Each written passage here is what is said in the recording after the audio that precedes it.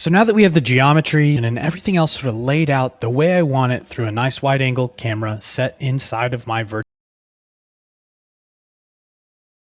set, I'm going to start thinking about the overall lighting of this scene. The first thing that I'm going to take care of here, since we're in an exterior environment, is the directional light. This is going to function, of course, as our sun or our single direct light source that is the largest point of natural illumination in the scene.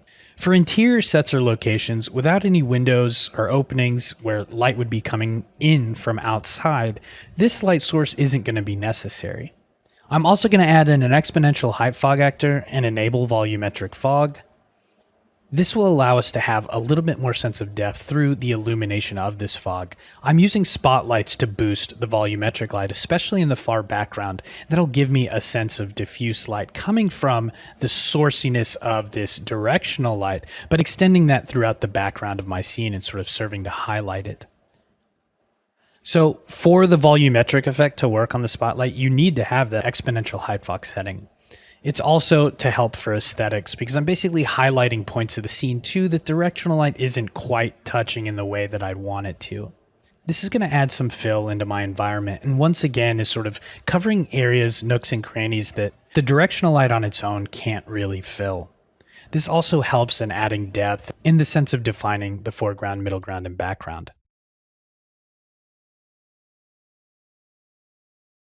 The last thing that I'm going to do during this phase is add in a post-process volume. I'm going to make it unbound so it covers my entire scene here, and I'm going to do some on-the-fly color correction and look development in real time. This is what's awesome about this. I can adjust my color temp, my exposure, my contrast, saturation, gamma. I can go into the individual highlights, shadows, and midtones, and if I want and I have something prepared for this, I can also import a LUT. What I love about this process is that this essentially, if I want to say it, I can almost commit to this being very close to my final frame, knowing that I'm going to do some tweaks afterwards.